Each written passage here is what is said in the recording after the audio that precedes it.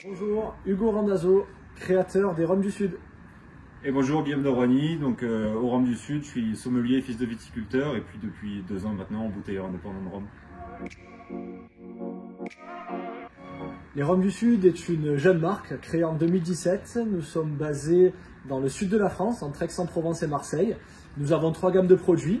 Une gamme de rhum arrangé qui s'appelle les Arrangés du Sud, une gamme de rhum vieux qui s'appelle la gamme Clairoiseau, et également la gamme Collection de Roigny qui est la gamme d'embouteilleurs indépendants de la marque.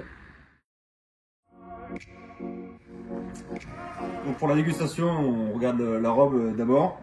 Une très jolie robe, assez orangée, ambrée, dorée claire, ce qui est assez surprenant sur un rhum aussi jeune. Donc on voit qu'il y a un fût qui a bien travaillé dans un joli climat. Au nez, c'est vraiment agréable, on a tout de suite cette explosion de canne à sucre fraîche, légèrement confiturée, un côté assez profond de végétal, de canne à sucre, on reconnaît vraiment le rhum agricole. Et puis derrière, on a des petites notes de tanin fin qui ressemblent vraiment au chêne français, il n'y a pas de secret. Ça donne de la finesse qui accompagne joliment la canne à sucre sur un côté un peu miel de canne, c'est assez agréable. Et en passant en bouche,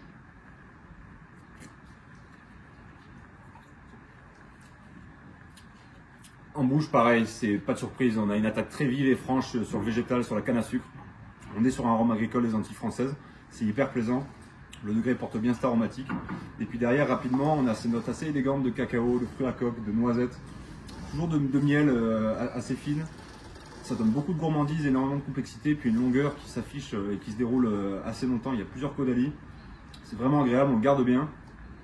C'est très complexe, très élégant et puis en même temps gourmand. Donc on est un peu un pied dans le monde du rhum vieux avec de l'écorce d'orange amère, ces fruits à coque et puis petite note de rancio apportée par le fût. Puis en même temps on est sur la fraîcheur, l'explosion du végétal, du rhum agricole des Antilles. Moi je vois 2 manières de consommer ça et je pense qu'Hugo pourra vous en dire un peu plus.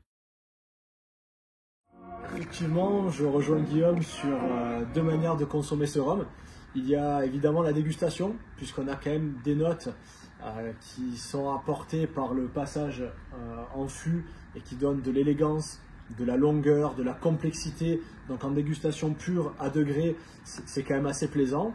Mais j'en vois une seconde aussi, puisqu'on reste quand même sur un rhum assez vif, assez frais.